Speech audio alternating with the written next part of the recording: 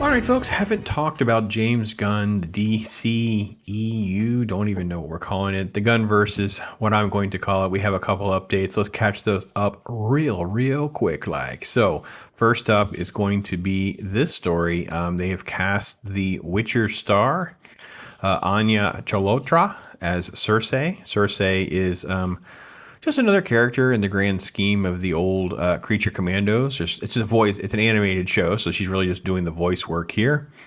Folks will know her from The Witcher. There's her role in The Witcher. For those of you who are following her as Yennefer, yes, Yennefer has joined the Creature Commandos. Again, I've always wondered why are we spending so much money on the voice acting. However, in this case, Gunn did talk about that they were going to try to coordinate having animated voice actors be the live action equivalents if they were going to get live action roles. And I will say that Creature Commandos is probably the one project that I was most excited about because I think it fits Gunn's track record with like Guardians of the Galaxy and Suicide Squad. So don't know what he's going to do there, but I would say that that may be something if it could build good enough buzz, we could see this transfer into something else. So here's the Twitter news here. Best of all, it's basically one of the fan accounts or whatever it is for her saying that she has been cast. It has been confirmed now by Max and DC that she is going to be there. There's 7 episodes, all written and directed by Gunn himself,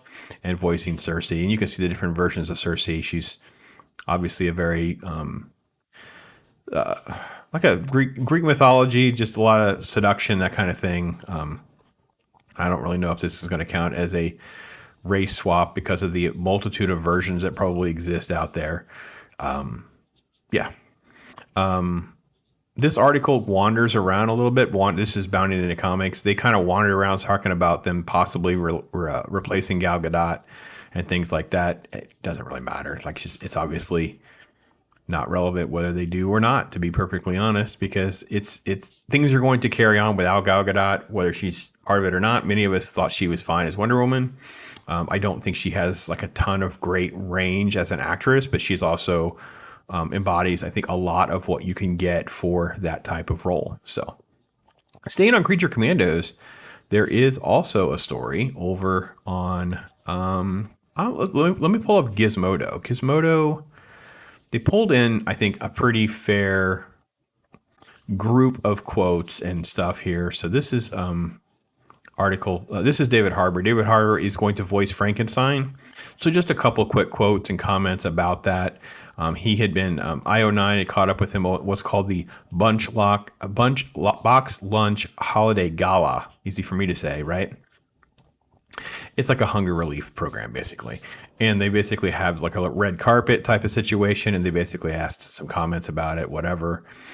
Basically talking about different versions of, being funny or not funny and that kind of thing. So, because it's the mind of James Gunn, so it is wacky and strange, but it's also full of a lot of depth and complexity. The most interesting to me about Frankenstein's monster in general is that he was created as sort of a erudite, intellectual, romantic, brilliant person, and he winds up being a monster. That complexity can mix with a pretty ripe comedy and also pathos. That's a guy who considers himself one thing, is viewed by others as something different. He is the broadest, most mysterious way I can put it, but because I know the script is very good. What we recorded is really great. I've seen the art. James is a genius. I think it's really going to be fun and exciting and opens a whole new door to the DC universe, how these characters will occupy the world. I like the concept of live action and cartoon back and forth. So again, we do have hints again that this could be a live action project. It would not surprise me if that's sort of again, here's the thing. It's like, what is their ultimate plan? They talked about 10 years of films. They talk about things. I don't know that the financial backing is really there, but let's just presume that can happen. I could see Creature Commandos in the phase 2 element having a live action project. Let's see. Asked if he's ready to don the full Frankenstein look, he says, well, I don't know how they do it nowadays. It feels like Mark Ruffalo just puts on some dots on his face for the Hulk. Is it me, or is that just a nice little backhanded slap at Marvel and how they handle bringing the Hulk to life? Because again, it's very valid. I don't know how they'll do it. So he may go for more of a classic monster prosthetics like Hellboy. Quote, I've worn prosthetics in movies before. I'm definitely down for it. I just love telling great stories that people love. I'm just happy to get back to work. Yeah, whatever. So, yeah, this is going to happen next year. There's no doubt about it. Writer, uh, actor strikes aside, this is Creature Commandos is coming next year. So, let me get over to, I believe I have one more. Close some windows for you guys. Do you care about Creature Commandos, or is that just a me thing? Because I think the gun thing. So you guys let me know. I don't know. Of the projects, I know that's like the first one, so it's going to be easy for me to get my litmus test on the gun feel of how he's going to handle things. I do think as well. So, okay, so this is casting news. So it's sort of like a dual casting news. Superman Legacy sets Maria Gabriela de Faria to play the villain engineer. Now, the villain engineer is the tricky part because this is Deadline. She's a Venezuelan actress best known for her role in Animal Control and the Moody's. Haven't seen that. But she's going to be playing Angela Spica, the engineer.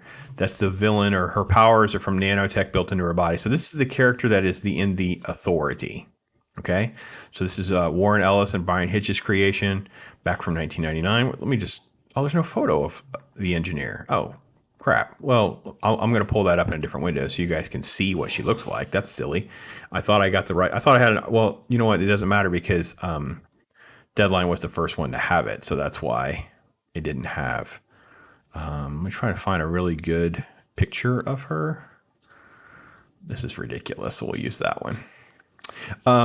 Let's see what we had here. So it's been revamped. It's been retitled. Anyway, so she's going to be in Superman Legacy. So I'm assuming that she is going, I hate the word villain because she's not really going to be the villain. She'll be more of an antagonist, maybe for whatever the situation is with Superman.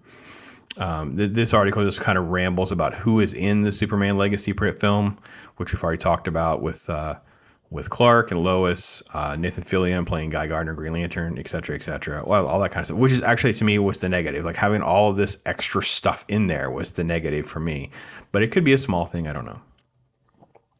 DeFaria is best known for the feature side, the lead role in Lionsgate's Exorcism of God, a supernatural horror co-written by Alejandro Hidalgo. And then it talks about the Joel McHale Animal Control project, which is going to get a second season. And then, of course, working with Dennis Leary and Elizabeth Perkins on the Moody's. Again, I don't have frames of reference for those kinds of things.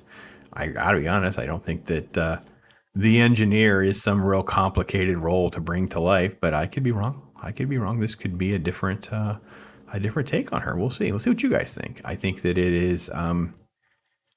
it's one of these things where I'm not quite sure how this translates, because we're in a world where, are you allowed to do this? But anyway, she has a body that's completely nanotech, so it will probably just look like metal, and it will probably not be nearly as voluptuous as the comic books are. So, but that is what she looks like, almost like a liquid metal. So, did this version, this is comic book news, pick this part up. Okay, so this is Gunn. He says, villain is such a disparaging term. Welcome to the DCU. The fairy, that's her Twitter handle, who is not only a wonderful actor, but she laughs in person even more than she does in her IG photos. Ha! You look at them all, so cutesy, how they interact with each other.